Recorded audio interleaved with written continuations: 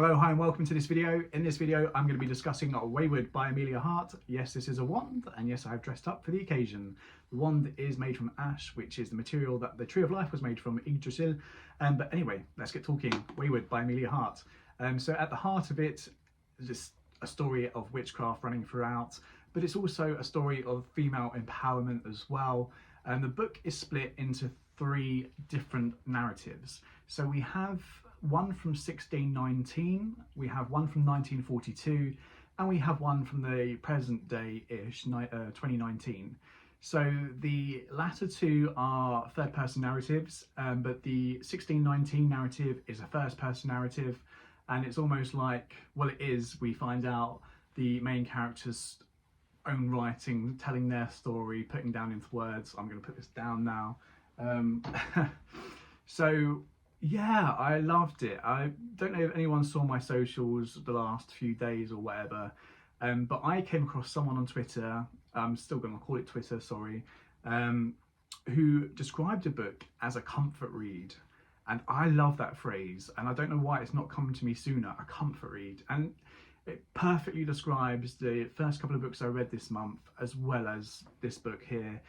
A book that, you know, is it going to be winning the fucking Nobel Prize for fiction? Probably not, but not all books need to be set out to achieve this sort of here, like with its literary composure. And, you know, I just sometimes want a really decent book with a great story, interesting characters, that's going to grip me, that I'm going to finish in days, that I don't have to put too much energy in, but I get a lot out of, if you know what I mean. And I know I've said this before, and I hate, because I just feel it maybe comes across negative, and it's not meant to be negative in the slightest. You know, not all books have to be written to a certain standard that includes half of a thesaurus. You know, yes, it can be nice to read. Yes, it makes me feel a bit clever reading something like The New Life.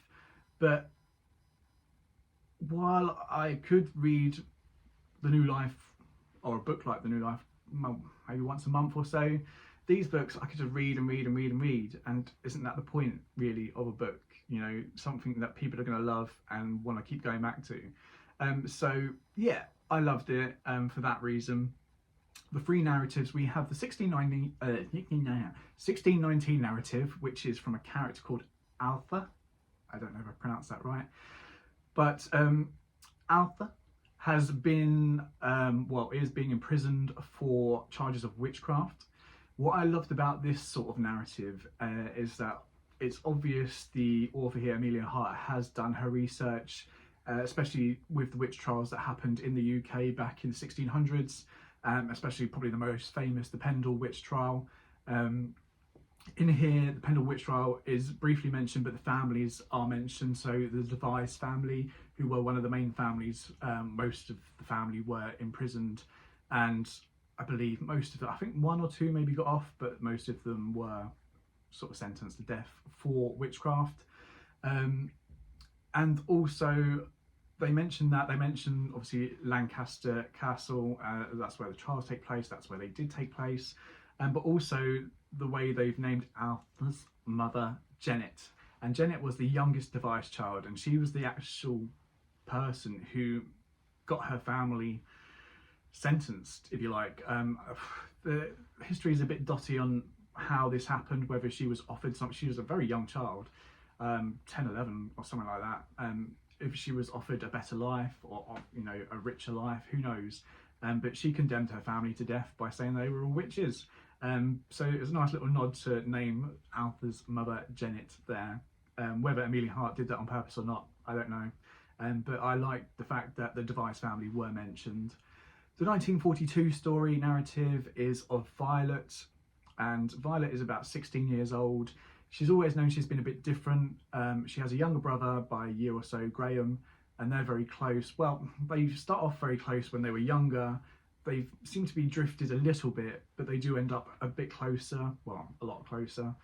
The father is a bit of a menace, if you like. I said the mother died when she was quite young, so she doesn't really know much about her mother. They're not allowed to talk about her. And we see what happens to Violet when her cousin comes to visit. Cousin is fighting in the war and he comes to visit, and things happen, and we follow Violet's story and how Violet and Graham become disinherited. And I don't think that's a spoiler because that is mentioned quite early on. It doesn't explain why, but it says they have been. And we follow 2019, and we follow Kate's story. Kate is in an abusive relationship, and she finally decides enough is enough. She needs to leave, and she does so. She's been left this cottage up in Cumbria by her great aunt, who she's only ever met once. And we find out that is Violet from the 1942 story. And we see Kate rediscover herself, if you like. It's a journey of identity, of ancestry as well, finding your roots, but also of self-empowerment. Not just Kate's story, but all the women in this book, you know, following their sort of journey to self-empowerment and, you know, fighting against the patriarchy, not needing a man to do anything for them, really. And yeah, it's got a really interesting story, all three that interlink together. I really enjoyed it. It was a page turner for me. Characters are fairly interesting. I like the character of Violet. She's very interesting and complex. I like her brother Graham as well, and the journey he goes on. I liked reading Alpha's story because it's set in the 1600s, and yeah, I just find that interesting. And Kate's was probably the most emotional, I would say, just because the level of abuse is heightened, if you like, than the others. The others experience, you know, some form of abuse, but Kate's is worse. I don't know if there needs to necessarily be a trigger warning.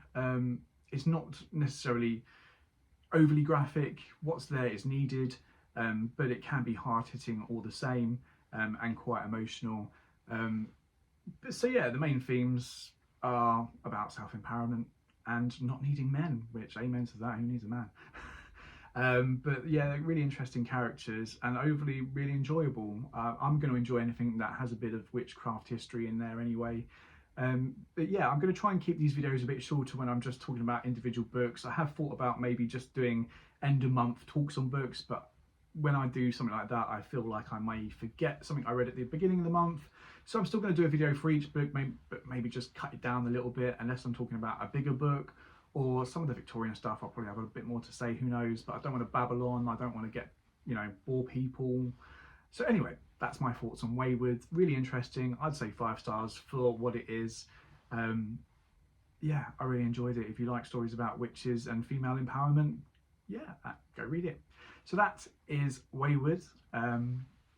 Next up, I am in a few minds about what I'm going to do.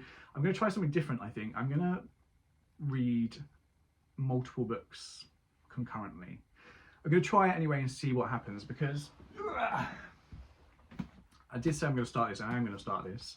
It's Armadale by Wilkie Collins. Jesus Christ, what's wrong with my words? Armadale by Wilkie Collins. And yeah, I'm going to do this in memory of Jennifer Brooks, who I mentioned in another video was a YouTuber, well, one of the first 2 people that I followed when I started this booktube journey back in September last year.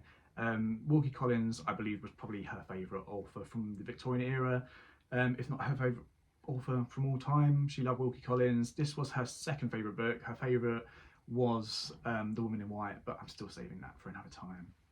So I'm going to try and start this, but the Women's Prize for Fiction has been announced, well, the shortlist has been announced today. There was no way I was going to follow the long list because that's 16 books and I've just got way too much on my TBR, but the shortlist has been announced. There's 6 books on it. I think 6 books is still too much for me to get through, just because I want to also do the shortlist for the Walter Scott Prize for Historical Fiction, which is going to be coming out in the next few weeks. I'm hoping I've already read 2 of those. So I picked 3 of the 6 books that have been shortlisted for the Women's Prize for Fiction, and hopefully one of those is doing it. If not, I'll buy them in a bump, whatever. So I'm going to try and read those concurrently with Armadale. I think this may take me a little while, but if it's really enjoyable, hopefully I'll get through it in a week or 2. But that's my thoughts, and that's what I'm doing next. Thanks for watching. Any suggestions, as always, pop them down below. Until next time, bye.